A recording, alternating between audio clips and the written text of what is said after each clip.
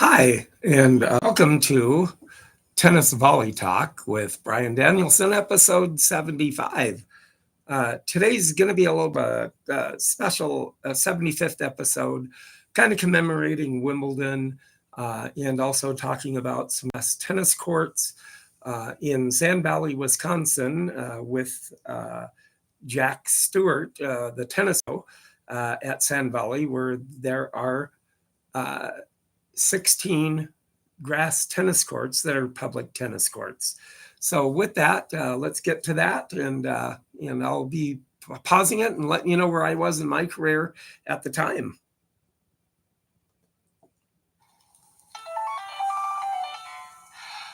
Well, thank you today for being on a special 75th episode of Tennis Volley Talk with Brian Danielson.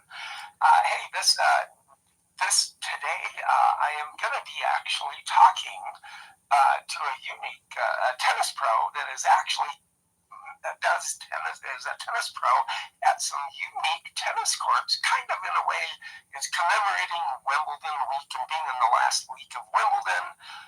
Jack Sturart, and he actually is the tennis pro at some public grass tennis courts in Sand Valley, Wisconsin. Jack, thank you for joining me on Tennis Volley Talk today. Yeah, thanks for having me. Be here. Yeah, and I'm so glad that you were able to take the phone call and the interview today. So, a little bit about, are you a Wisconsin guy? Had you moved from someplace? Did you live in Minnesota? You grew up playing tennis in a tennis family, or how'd that come about? Or did you just kind of when did you get the bug of tennis? Yeah, so I'm actually from Michigan. So I started playing tennis, I think I was 11. So my Aunt Chris, she played some college tennis, and just one of the times that she came up, she lives in Chicago, but one of the times she came up to visit, she brought some tennis rackets and kind of introduced me to it. Got me to start at least, and I wish I could say just right off the bat, I just love the sport and really dived into it, but not quite the case. It took me a couple of years before I really got some interest in it. So I was maybe about 13 when I started taking any lessons or getting serious about it. And from there, I did actually get really hooked on it once I finally started getting serious with it anyways. And played through middle school and did a lot of practices and performance programs. And then in high school, I ended up playing top of the team for all 4 years. I competed at state tournaments. I didn't win states ever, but I got there each year and was able to compete at least with some of the best players in the state that were around. And then for college, I had some opportunities for if I wanted to go to a D3 or maybe some smaller D2 colleges for college tennis, but instead I chose to go to Ferris State, which is also in Michigan. They're a D2 college, but they have a professional tennis management program. So that's what I did for college. It's a 4-year business degree, but with a focus on tennis management and club management. So by the end of my 4 years, I was able to test for the USPTA exam and got my certification as well as a business degree. When I graduated, it was spring 2020. Pretty unfortunate time with COVID, as I'm sure everyone knows. But when I graduated, I was initially planning on going to Colorado, going to Denver. I had some connections out there. But with COVID happening, it just didn't seem like it was going to shape out right. So from there, I actually did find Sand Valley, and I worked as the tennis pro here back in 2020. So with that, that's kind of the way I started out too, at about junior high, 7th, 8th grade or so, right in that area. And that's how I started out. And I was about 12, 13, 14 years old when I started out playing tennis. And so kind of the same situation with him. But with him, he ended up just kind of taking it a little bit more exponentially and playing a little bit more so, and got the game of tennis a little bit more founded in the basics, where he kind of was a little exponentially a lot better in being able to play a lot that he did. But going through tennis management and everything, I never did that, but I just have my experience of my years that I've played tennis myself. And back then, it was just a seasonal position, and we had 15 grass courts at the time. And, I had a great time, great experience working here, very unique spots. But unfortunately, that year it was just seasonal, so I bounced around for a little bit, kind of had some different positions. But just over the last year, I did find my way back here, and really happy that I did, because now this is a full-time position. We've got 16 grass courts. We have one court tennis court, which is very unique, one of only 12 in the U.S.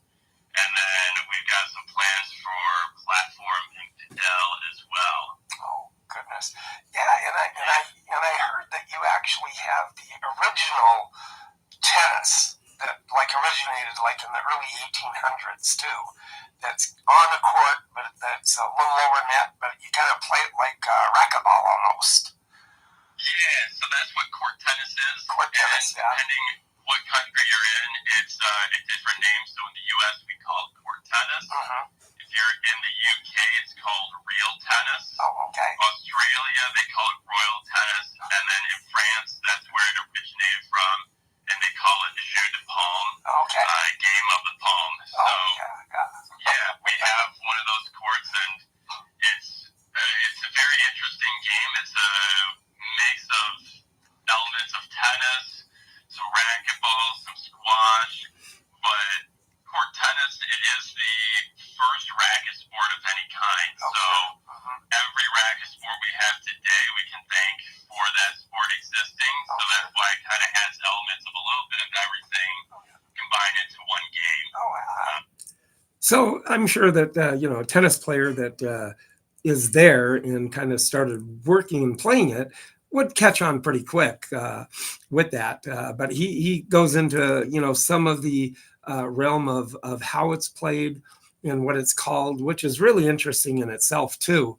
So it's that's the fun part about it too, and listening to that explanation of what and how it's played. In a sense, different wording, similar things, but different. Absolutely.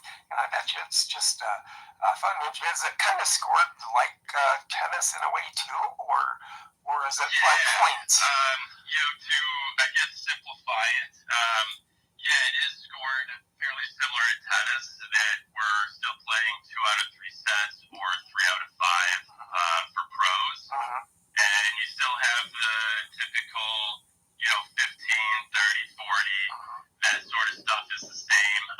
But the few differences, one, there's no tie break. So if you get to 5 all in a set, just the person that wins the next game takes the set. So you win 6-5.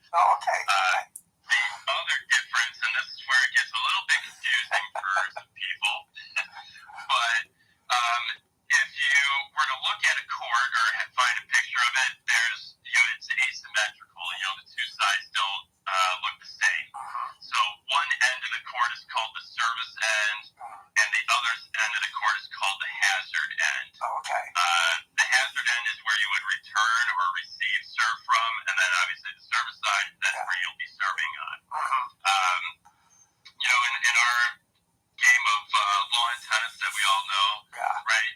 So I would serve the first game, and then my opponent serves the next game, and so on. And it's in court tennis, it doesn't quite work out that way. So I could either go a full set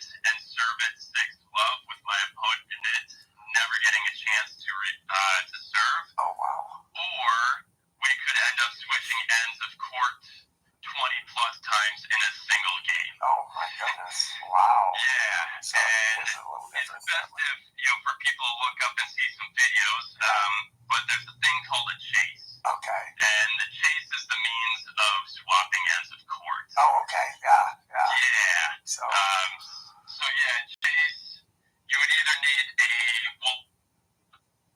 so it would be 40-30, for example, if one chase is set, or as soon as we get two chases, so it could be 15 all at two chases. Oh, okay. Okay.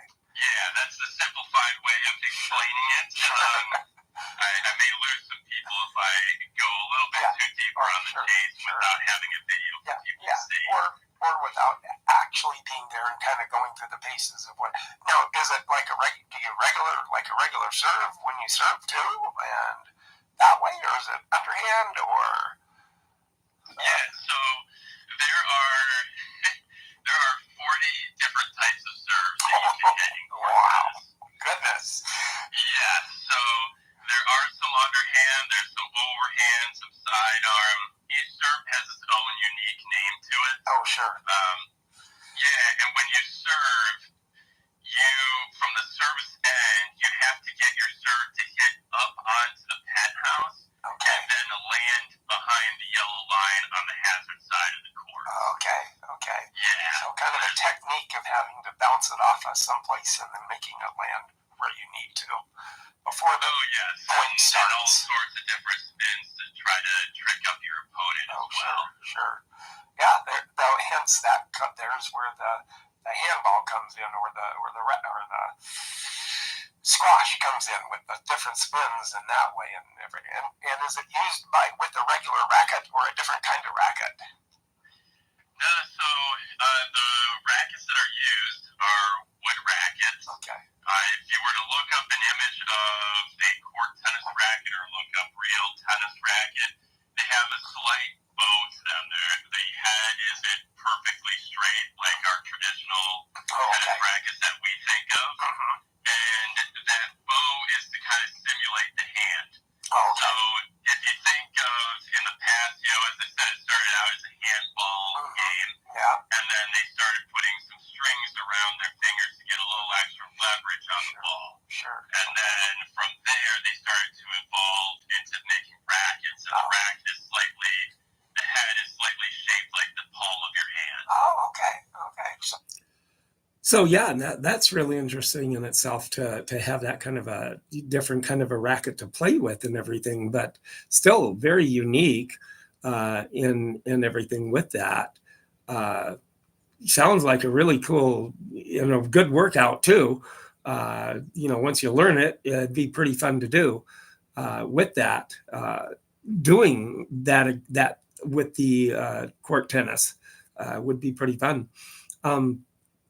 With that too. So yeah, it just was so interesting to learn and kind of hear a little bit more about the first kind of tennis playing that we had in the U.S. at the time.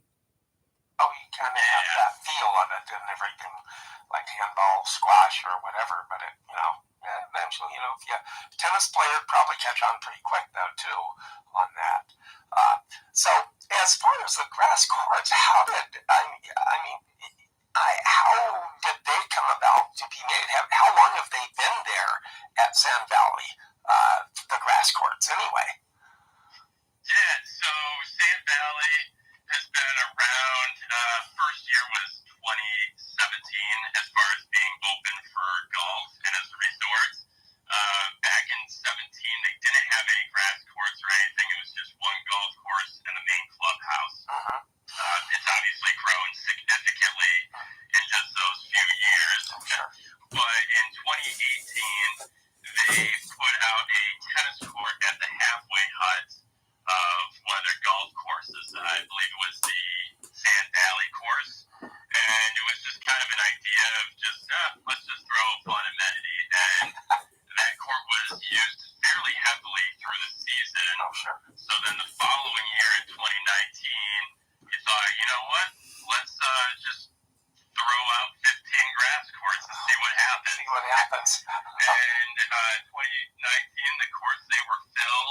They had a pro that year. And then in 2020 is when I was here for a season. Same thing with 15. And then in 21, they started a whole new project with another golf course that kind of conflicted with the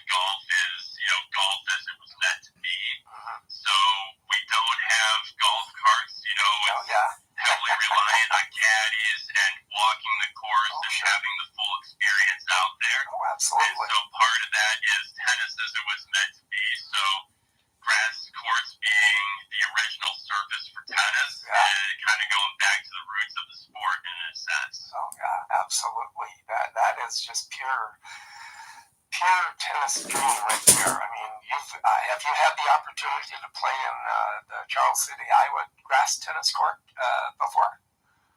No, I've actually, Sam Valley, this is the only place I've ever really? played grass Okay. court tennis. Oh, I haven't okay. had a chance anywhere else. Yeah. Well, there's one in Charles City, Iowa, of all things, right in the middle of a cornfield and a farm. So Yeah, it's I've really heard cool. that. It's kind of the field of dreams Yeah. sort of Yeah. mindset. I think that went into that one. Oh. It's a pretty cool idea. Oh, it is, and I had the privilege of playing on there too. So it's really kind of cool too. And the one thing I like about this is the amazing thing is that these grass courts are public courts. I mean, it's like you go if you can make a reservation, it's a public court. Make your 2-hour reservation, go and play, and you don't have to belong to the club to play on them. Right, and almost any other place that offers grass courts is usually a private club, or if it is a resort like Sam Valley, a lot of those other spots require you to be a resort guest, staying overnight.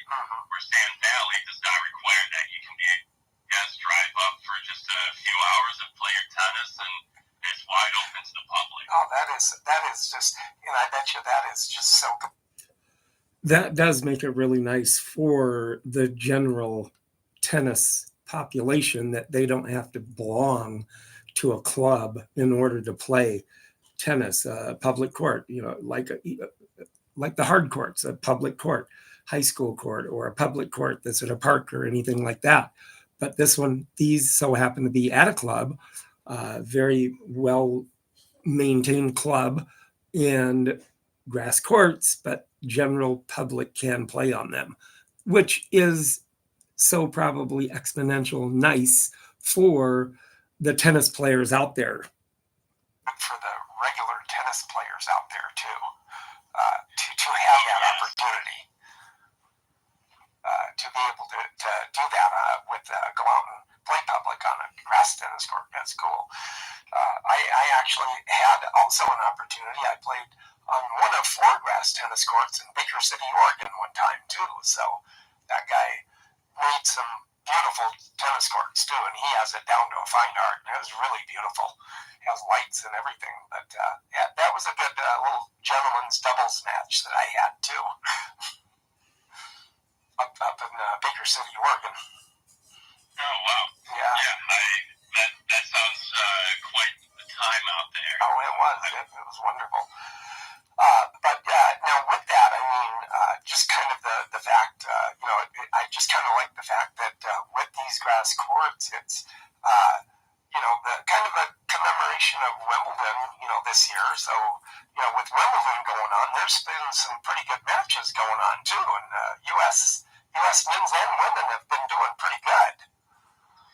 Yeah, and Taylor Fritz, he's playing right now, and possibly having a U.S. player in the semifinals is pretty big. Oh, it is. It very well is, and he's really come along in his own too, in his own right with playing. And but unfortunately, I was really pulling for the Danimal, Danielle Collins. She's one of my favorite fiery personalities on the court, but Barbara Krejcikova, I don't know. She all of a sudden woke up, and I'm going, she hasn't been playing good at all. I mean, she wakes up in Wimbledon. But she's been playing pretty good, too. But I don't know. I don't think there's anything stopping Rabakina, though. No, she, her last couple matches have been pretty snappy. Oh, they have. Quick performances. So I wouldn't be surprised to see her in the finals. Oh, I wouldn't be surprised either. So see what happens on that aspect. But the men is always open up. But I don't know. It's going to be a tough one between Alcaraz and Medvedev, though, too. Yeah, that's a tough couple matches, and with Medvedev just having that long 5-setter with Sinner, we'll see how well he is recovered and ready to go for this next one. Oh, I know. Against Alcaraz. Oh, yeah. And then that next semifinal will be a good one, too. So, all of this year is going to be really good, too, with this Wimbledon. This Wimbledon getting into the round of 16 quarterfinals and then into the semifinals. There has been some really, really good matches going on this year. And some new blood, not the old guard, except on the men's, which are the standard Sinner, being that it's Alcaraz, Sinner, Djokovic, Fritz in the mix now, in stuff like that. But on the women's side, not the staple, which is Sabalenka, and then Iga Swiatek, and few of the others fell in the early first week and into the second week. So yeah, a little bit different people in there this year. And everything, but yeah, it's just so nice to be able to know that there are opportunities for us tennis players out there. I myself, I've been playing tennis for 50 years, so I grew up on the old cement courts with the chain link fence and yellow lines painted on the court for lines, and that's how I grew up playing tennis with the old guys at the court. And I just kind of fell into my own, and I still get out and I still try to play singles, even at my age. But I love it, and it's that tennis burn inside of me too. Oh yeah, I spent the last 2 years out in Denver and had quite a few chances to play in some leagues, some tournaments. I still love to compete and play, and I want to be able to get some of that out here in Sand Valley too. We've got these public courts, so obviously great to see some people just get out here and get some use, but I want to be able to build a chance to get some competitive players out here as well, and maybe some college events or USTA events. Those are all things I'm kind of working on here for possibly in the years to come.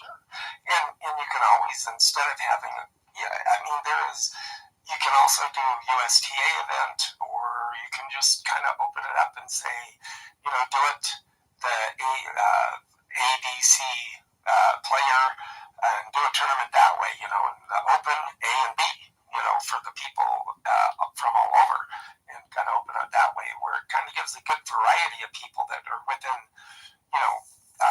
playing within their range too, good, and stuff. And at the end of this month, July 27th, we have what we call as our Wimbledon's event. There you go. And that is organized through the Wisconsin Tennis Association. Pam, she's the one organizing it. Makes the job fairly easy for me. I just have to book the courts and make sure we have the accommodations set, but she's the one organizing as far as getting the players registered and getting the tournament organized. But that'll be a full day event here at the end of the month, and looking forward to having the course filled for that. Oh, absolutely. And just to have a whole variety of different people that are tennis players that are wanting to come to the courts and everything. Yeah, people will be divided into different brackets based on their playing ability, ranging from some newer level players at about a 2.53 up to, I believe we're topping out at maybe 4.0. Okay. So we've got a decent range of players that will be coming. Absolutely. I mean, myself, I'm kind of on a good day, I'm about a 4.0, really close to it. On a bad day, I'm it's like between 3.5, 4.0 is kind of what I am, but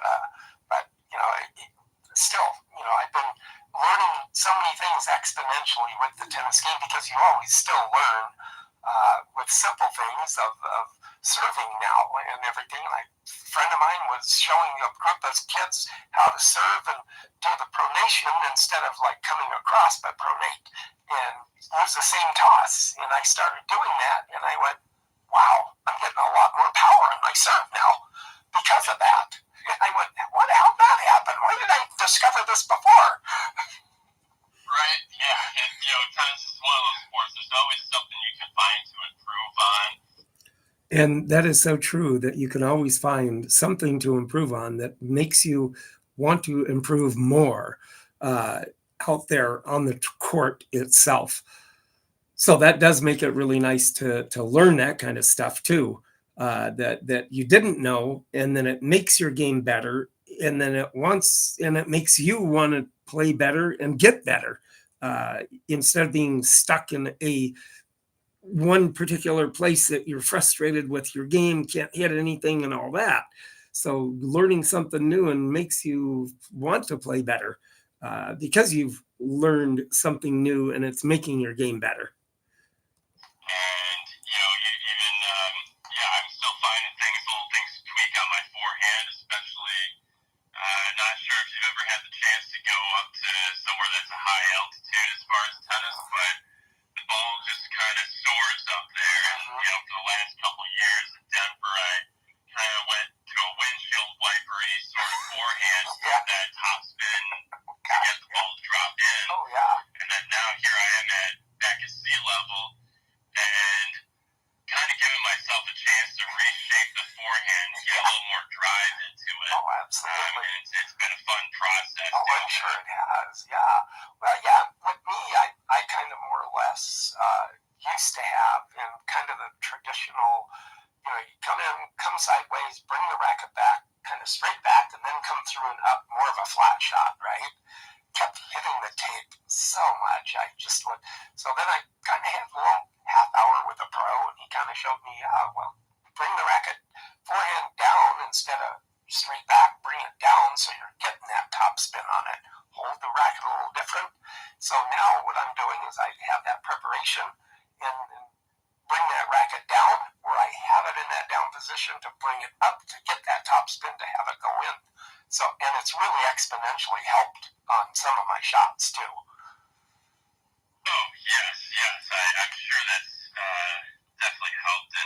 And that's what's fun with tennis is, you think you've kind of maxed out and then you just find one little thing to tweak and then you kind of go down a little rabbit hole of all sorts of other things you can find. Yeah, oh, I know. And you can start tweaking your racket, your strings, and your equipment too can help you play as well. Oh, absolutely. Oh, it's amazing in itself.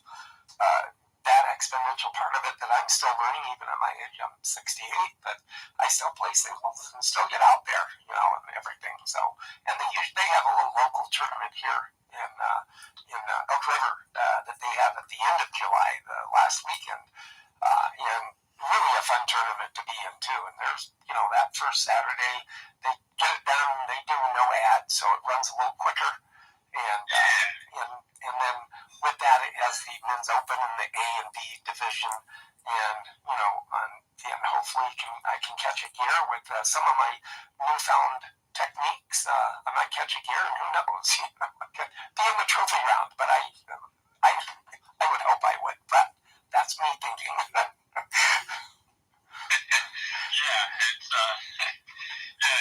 Those little tournaments that those little one-offs are pretty fun to play in, and that is one thing I will miss from Denver is having all those different leagues and tournaments to kind of compete with. Oh, sure. It's a great job to have this opportunity at Sand Valley. It's some beautiful courts, it's a beautiful facility, but it is a little far from any kind of tournament or league. So I'm gonna have to do some traveling, I think, the next few years. Oh, sure. Well, that's true. And I even have a guy I play with, kind of hit with a lot, older gentleman, but I was telling him about these courts, and I said, boy, wouldn't it be nice just to, go there and play there? That's about 3 hours and 20 minutes or so away from where I am at. But that's not too bad of a drive, really. For me, I don't mind driving. But he said, yeah, that would be kind of cool. Probably better thing, just spend one night there, get up and have the court for the morning, and then done, and then leave and go back on that same day. Oh yeah, for people from the Midwest, a 3-4 hour drive is just a quick little trip. It means nothing. Yeah, that is true. Yeah. So, being in Denver, were you familiar, or did you play over at the Denver Tennis Club? Yeah, so I was the head pro for Crestport Community Association. Okay. So kind of a private little neighborhood club. I don't want to say country club, but maybe that's the closest thing I can compare it to. Oh, sure. More of a swim and tennis, I guess, but it was private. And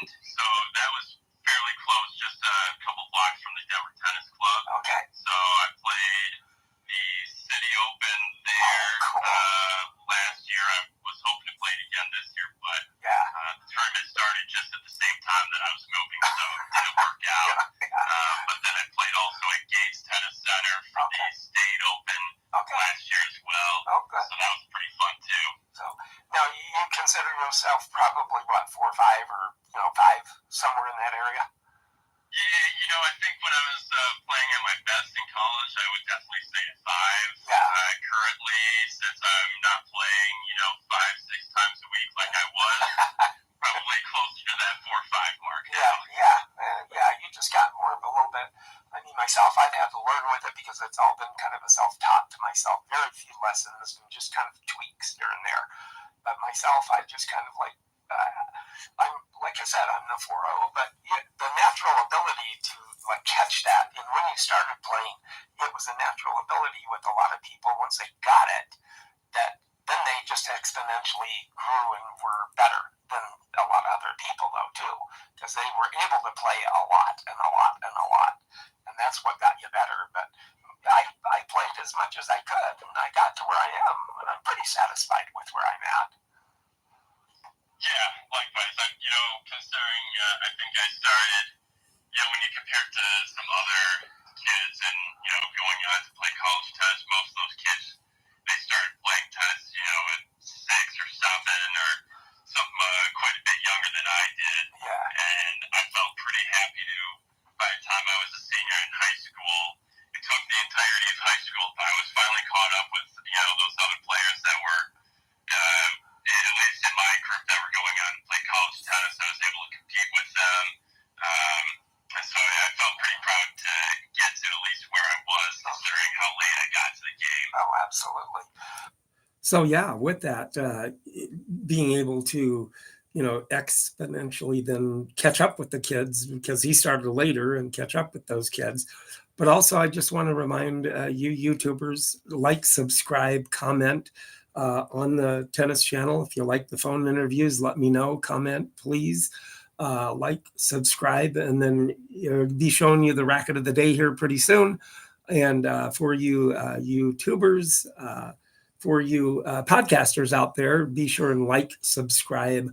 And if you want to take a look at the racket that I'm going to be talking about and showing, be sure and go to my YouTube tennis channel, Tennis Volley Talk. Well, I actually have a little tennis poster that actually probably back in the 40s, early 40s, that they had an exhibition with Pancho Gonzalez, Bill Tilden, four-man exhibition, Frank Parker, there at the Denver Tennis Club. And, reserved seats were a big whopping $2.50. That's a big price. Yeah, big price.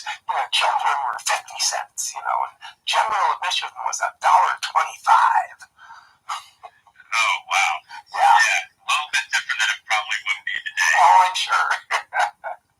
But, over the years, I've had the opportunity to, see a lot of tennis pros over the years, do pictures of them, too. So it's been a fun tennis life for me to be able to have those experiences, too. Yes. And where I played tennis, so I grew up playing at the Midland Tennis Center in Michigan. Yeah. And that's at least at the time, I don't know if it still is, but when I was playing there at the time, it was the largest tennis center in the Midwest. They had, between indoor and outdoor, I believe it was 35 at the time. A lot of That dropped a little bit because they've had some issues with their clay courts. The irrigation system doesn't work anymore, so I think they're going to scrap those. But at the time, though, it was pretty large, and they still do hold this every year. It's the Midland or the Dow Tennis Classic, and that hosts before it used to be ITF. Now it is actually moved up to a WTA level event, and that brings in some obviously high level players. Most of them are up and coming. Yeah. So in the early 2000s, I think in maybe 01, Sharapova played there. So that was at the time, she wasn't really known yet, but obviously just within a short time, she became very well known. Oh, yeah. And Lee Nah, she played there as well when she was up and coming. I've had the chance to see some players like CeCe Bellis, Shelby Rogers. Oh, Shelby, yeah. Play some matches there, and that was a pretty cool experience as a kid seeing that. Oh, I'm sure, yeah. Yeah, and And with me, I've had the experience of being able to see a lot of the pros from my era, Connors and McEnroe and Stan Smith, Bob Lutz, back in the day. So I've seen all of those guys and been able to take pictures of all those guys too, which has been a very fun thing for me to do and have the pictures that I have of tennis pros that I've taken pictures of. It's always fun to see exponentially, just like you're looking at it and they're going, and how they play and how they hit and the exceptional timing and hand-eye coordination that they have. I think that most pro tennis players, even though they had played so long in at a young age, but yet internally they have the gene within them to have that kind of hand-eye coordination, to be able to pick up on all of that and to be able to hit the ball like they do. Oh yes, I think obviously hard work and practice can bring you to a very high level of play. I think that can go for almost anyone, but some of these pros, they just have that little extra something, that many of us just don't have. Yeah, and they obviously put in the hard work to get there too, but they definitely have something that we don't have. That innate ability to play tennis, to know it and play it, and hand-eye coordination so much exponentially better than us Joe Schmoes out there. Yes, and in college, so at Ferris, we had some very high-level players on the team, and that's why I didn't get a chance to really play. But like my freshman year, they made it to the national semifinals, Division II, before losing to Hawaii. But at the time, my freshman and sophomore year, we had a couple guys from Russia, Daniil and Vasil, and those guys growing up in Russia, they all had a chance to play in the same academy as Medvedev, Kachanov, and Rublev. Those guys, they're all the same age. Oh gosh! And they remember, and call back on, all these players that were in that academy. They all were going to the same number of practices. They all had the same ability to hit the ball at the same level. But those three guys, especially Medvedev and Kachanov and Rublev, those three guys, they just had something a little bit extra that all these other guys that were playing the same amount of tennis, putting in the same amount of effort, they just had something that the rest of them didn't have. Well, yeah, and that's the realm of that of having that innate ability to see and have the strokes and a serve that's coming at 128 miles an hour, to be able to pick up on that and see where it's at, to bring the racket back, to have the ball hit the strings the right way and bring it wherever you want to when you hit a return a serve or whatever. So with that too, that, but just wanted you YouTubers, be sure and like, subscribe, and make a comment. And then you podcasters out there, like, subscribe, comment. Would appreciate it. Let me know if you like the phone calls. I like doing them, doing the research, letting you learn and hear about tennis and different aspects of it too. And obviously that's showing today with, Medvedev being in the semifinals, a Grand Slam champ. He definitely has something different that these other guys didn't. That's true. That is so true. So, but yeah, I just really kind of so appreciate the fact that you being able to, know about the history of these courts, and being a public courts is what's the most amazing thing about it, with these grass courts that you guys have, which I will probably be coming there sometime and booking some grass court time too. Oh yes, so I'll definitely get you out here on the courts. There you go. So, but Jack, hey, I do appreciate your time and taking taking the time out of your schedule today to talk to me and educate the tennis players out there with the grass tennis courts. Such a pleasure talking to you, and I do so appreciate you joining me on my tennis volley talk with me.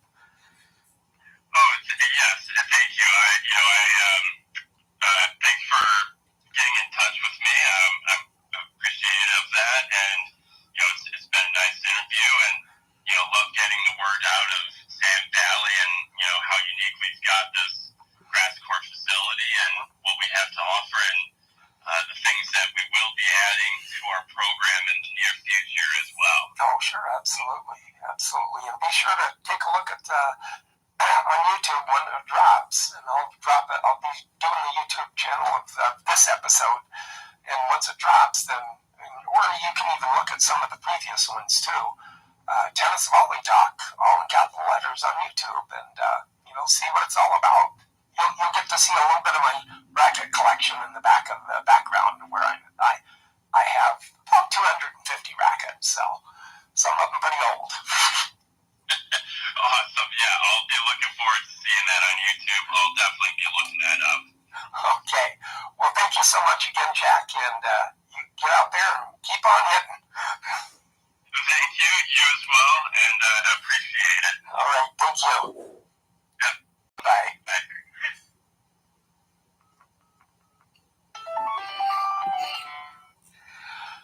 That was the interview in Sam Valley, and it will be going to the YouTube channel soon. So that was it. It was a fun interview to be able to do, kind of talk about a little bit about more tennis and some of the pros out there and how they hit the ball and learn and have that innate ability to be able to play the game of tennis. Today, right now, here's a racket of the day. Now, this is the international racket, and it's a convex racket. So the convex racket is somewhere around, somewhere about 1900, and then went out. That kind of concave right here went to your convex, went to concave, where it's just like the regular racket coming down. Around made it until about 1920s is when they kind of came out of style with the convex racket. Now, what it is, it's a Spalding racket. So Spalding had this, and this racket here, still a very good shape, oak, maybe oak, harder wood, ash on the side. It has actually 4-spun gut, so it's either cow gut or cat gut or sheep gut is how it really is. So it has one of those, and very good condition, still very strong racket. Big handle on it though too. But A.G. Spalding, Albert Spalding, actually in 1892, he bought a rival sporting goods, Wright Ditson, which I've talked to you before. He was actually a manager and a pitcher for a Chicago baseball team back in the day in the early 1900s, late 1800s into the 1900s, the Chicago White Stockings, and that's his history behind that and everything. But he was also with that, with making everything in a lot of sports equipment. They made jerseys, they made basketballs, they made baseballs, they made baseball gloves, fencing, different things for fencing, and the masks for fencing and stuff. But that's where A.J. Spalding was still known for, having that, and plus having the tennis racket line too, from that aspect. So like I said, this is a very good racket, and like I said, in the probably 1900 into the 1920s, and then that's when they quit doing the convex. Very nice racket all the way around. Now, you YouTubers, if you do like Be sure and like, subscribe, and make a comment. If you like Racket of the Day, I like showing my rackets and letting you know a little bit of history of the rackets itself. And get out there and hit that ball. Can't hit these rackets, but the newer rackets, yes. And so you podcasters out there, if you want to take a look at the racket that I'm talking about right now, be sure and do that. Go to my YouTube channel, Tennis Volley Talk, if you want to take a look and make a comment and subscribe. So with that, that's the Racket of the Day. And I do thank you for today letting me come in and talk to you about the interview and the tennis and the grass courts today. So everybody get out there and have a good week in playing tennis. And thank you very much.